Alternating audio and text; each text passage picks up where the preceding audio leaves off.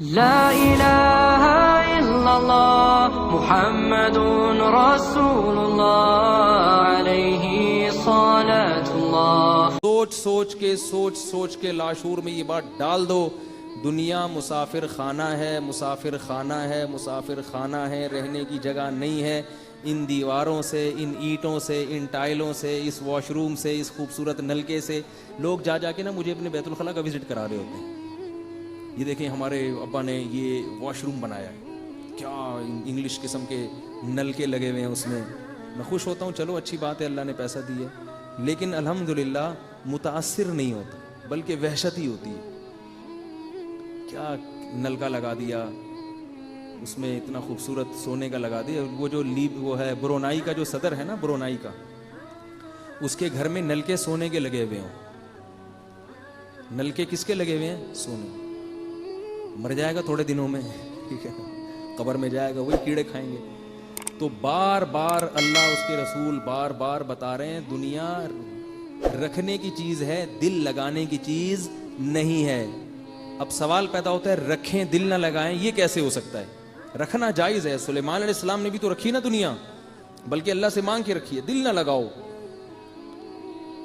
دل نہیں لگے، اس کی کیا علامت ہے؟ کہ جب چھن جائے تو تکلیف نہ ہو، چھن جائے تو تکلیف نہیں، کیونکہ بھائی کوئی بات نہیں، گزارا تو ٹھیلے سے بھی ہو جاتا ہے، ٹماٹر سے بھی ہو جاتا ہے۔ کاروبار ختم ہو گیا، لوگ مجھے کہتے ہیں حضرت کاروبار ختم ہو گیا، ٹماٹر بیچو یار۔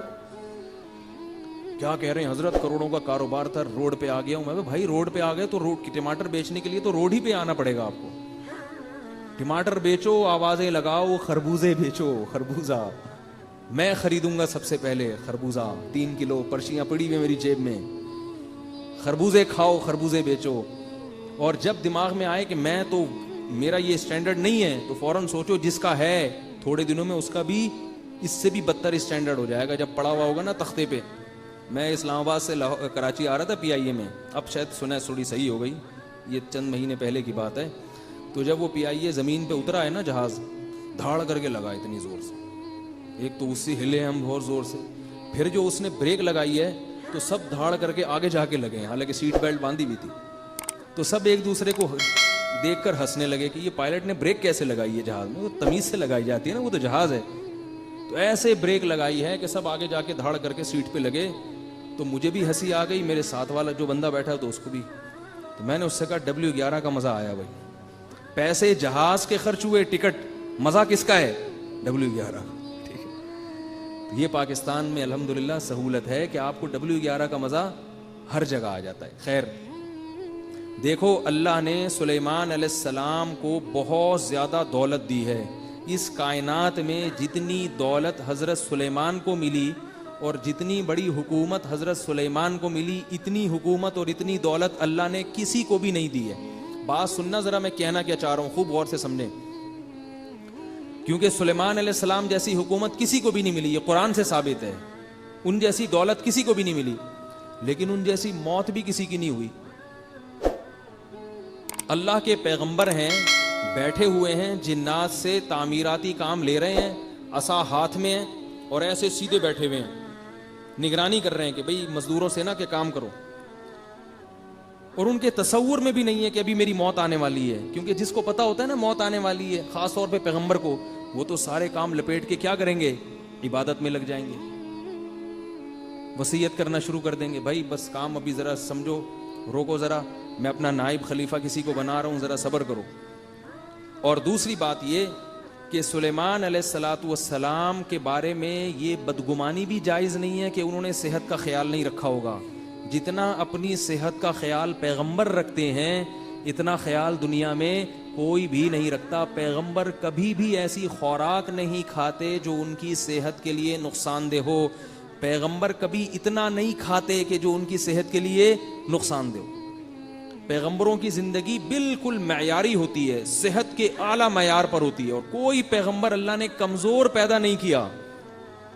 سارے پیغمبر خوبصورت، پرکشش، انتہائی اعلیٰ اور معیاری صحت کے حامل ہوتے ہیں۔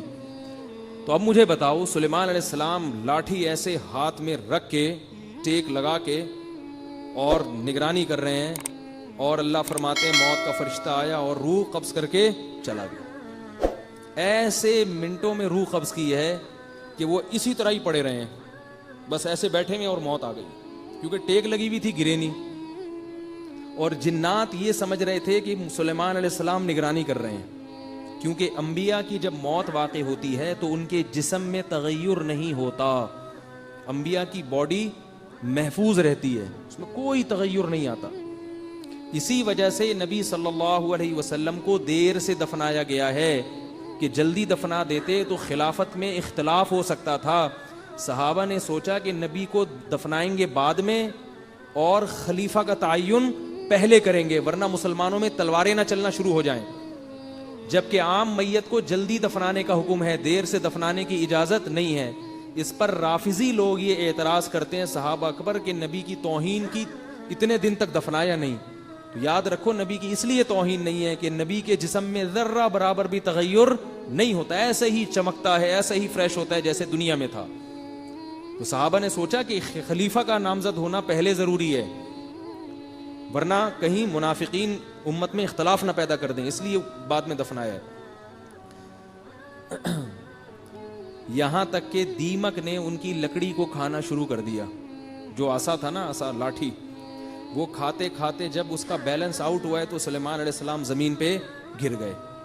پھر لوگوں نے آ کے دیکھا, نبض چیک کی, لوگوں نے بولا بھائی ان کا تو انتقال ہو گیا. قرآن کہتا ہے کہ اگر جنات کو پہلے پتہ چل جاتا نا یہ دنیا سے جا چکے ہیں تو اتنی سخت محنت اور مزدوری میں نہ لگے رہتے, وہ تو ان کے روب سے لگے ہوئے تھے.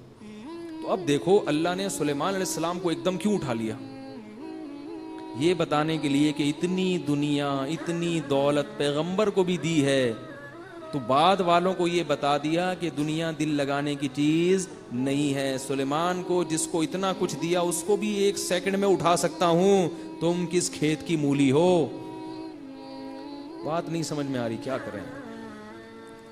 چائنیز زبان میں سمجھاؤں گا, چائنیز جو ہے نا, چائنیز چنگ پونگ کر کے سمجھ میں, چائنیز آ رہے ہیں ابھی گوادر میں, علماء بہت سے سنے چائنیز زبان بھی سیکھ رہے ہیں. تو چائنیز میں تو بالکل ہی سمجھ میں نہیں آئے گی, اگر اردو میں سمجھ میں نہیں آ رہی تو یاد رکھو بار بار بار بار بار بار کیا سوچنا ہے, مرنا ہے. اپنا گھر نہیں ہے, کرائے کا ہے. بولو جس کا ہے اپنا وہ کون سا یہاں رہے گا, وہ بھی تو نکلے گا, وہ بھی تو مر جائے گا. اور میں بار بار کہتا ہوں نا, لوگ کہتے ہیں اپنے لیے نہیں, میں تو اپنی اولاد کے لیے بنا رہا ہوں. تو اولاد جو ہے وہ کہتی ہے ہمارے لیے نہیں, بلکہ ہم کس کے لیے, اپنی اولاد کے لیے. وہ کہتے ہیں ہم اپنی اولاد کے لیے. بھائی اپنا دیکھو, تمہیں سر چھپانے کی چھت مل جائے عزت کے ساتھ, ٹھیک ہے, جیسے تمہیں مل گئی انشاءاللہ تمہاری اولاد کو بھی مل جائے گی. کوئی ایسے نہیں ہوتا, کسی کو اللہ محروم نہیں کرتے.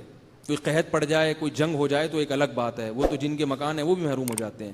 تو اللہ نے پیسہ دیا ہے, مکان بنا لو, نہیں دیا تو بحریہ ٹاؤن پہ رالیں مت ٹپکاؤ سوچ سوچ کے, ہائے ہائے ہائے اتنے پلاٹ نکل گئے, ہائے کچھ نہیں ہوتا, مریں گے کھپیں گے. دنیا ہے, قبرستان زیادہ آباد ہو رہے ہیں, بحریہ ٹاؤن میں اتنے پلاٹ نہیں ہیں جتنے قبرستانوں میں پلاٹ پڑے ہوئے ہیں. جا کے دیکھو, مردوں پہ مردے چڑھے ہوئے ہیں.